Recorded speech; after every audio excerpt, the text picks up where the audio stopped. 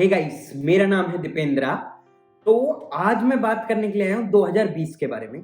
हम में से काफी सारे लोग ऐसे हैं जो कि 2020 को क्रिटिसाइज कर रहे हैं, या फिर वो ऐसे कह रहे हैं कि भाई 2020 बहुत ज्यादा बुरा है। मीम्स बन रहे हैं, वीडियोस बन रहे हैं, वाइन्स बन रही है, सब कुछ बन रही है 2020 के ऊपर। सब लोग क्रिटिसाइज कर रहे हैं। हाँ, मैं जानता हूं कि काफी सारे लोगों के लिए ये साल काफी अच्छा नहीं गया है, पर इसके लिए हम इसको बुरा नहीं कह सकते।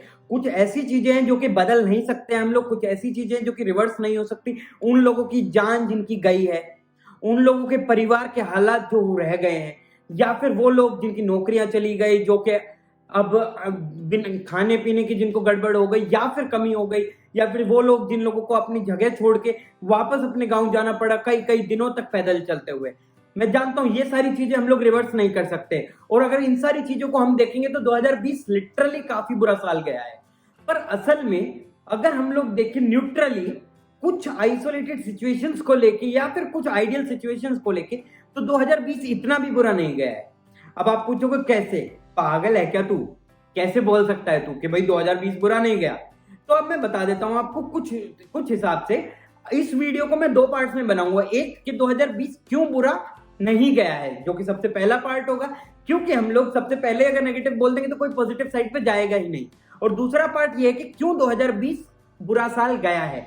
तो सबसे पहले मैं आपको बता देता हूं कि 2020 के अंदर ना सब कुछ बुरा हुआ, लेकिन काफी सारी चीजें अच्छी हुई जो कि हमने ऑब्जर्व नहीं करी। तो हम में से काफी सारे लोग ऐसे हैं जो कि हम लोग ना, पता क्या होता है कि हम चीजों को खाली एक ही नजरिए से देखते हैं या फिर एक ही साइड से देखते हैं, जो कि हमारे लिए काफी गलत होता है। तो अब मैं आपको बताऊंगा कुछ ऐसी चीजों के बारे में जिन पे आपने ध्यान नहीं दिया, या फिर आप ध्यान नहीं देना चाहते कि क्यों 2020 अच्छा था।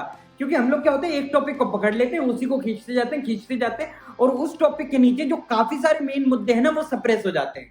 तो मैं आपको बता देता हूं कि इस टाइम पे ना हमारे देश में, जैसे कि हम सेक्युलर कंट्री हैं, बहुत सारे रिलीजन्स हैं, बट अब कोविड के टाइम पे मान लो काफी सारी न्यूज ऐसी आई जिन पे हमने ध्यान नहीं दिया या किसी ने बात नहीं किया।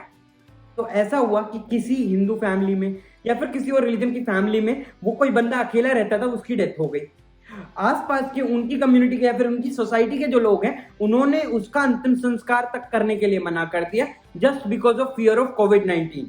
बट काफी सारी सिचुएशंस ऐसी भी आई जब दूसरे रिलीजन के लोग, यूथ उठ के आए, उन्होंने उनके उनके अपने तरीके से, उनके पूरे रीति रिवाजों से उसका अंतिम संस्कार किया और उसको रिस्पेक्ट दी। तो इससे क्या हुआ, हमारी सोसाइटी में बॉन्ड आया और ये पता चला कि ट्रू सेक्युलरिज्म क्या है। इसके साथ साथ मैं आपको बता देता हूं कि काफी सारे लोगों ने अपनी जॉब्स खोई, पर उसके साथ साथ काफी सारे लोग ऐसे भी थे जो कि पहले कभी घर पे टाइम नहीं स्पेंड करते थे। उन्होंने घर पे टाइम स्पेंड करना शुरू किया, अपनी कुछ ऐसी बातें डिस्कस करनी शुरू करी अपनी परिवार वालों के साथ, जो कि वो पहले कभी नहीं करता था। इसके साथ साथ काफी सारे लोगों ने कुकिंग वगैरह भी सीखी, मैंने भी सीखी। और वो लोग जो खाली अपने प्रोफेशन पे ध्यान देते थे और अपनी पर्सनल लाइफ पे ध्यान नहीं देते थे, उन लोगों को ये चीज नहीं पता थी कि उनको क्या पसंद है, क्या नहीं पसंद है, उनको उसके बारे में पता चला, वो अपने आप को एक्सप्लोर कर सके। साथ ही साथ डिजिटल एरा में लोगों ने कुछ ऐसे कोर्सेज ज्वाइन करे जो कि उनका ड्रीम था एक टाइम तक, या जैसे कि मैंने ये यूट्यूब चैनल चलाया, तो जो कि उनका ड्रीम था एक टाइम तक, पर वो टाइम नहीं स्पेयर कर पाते थे या फिर एनर्जी नहीं स्पेयर कर पाते थे उस पे लगाने के लिए।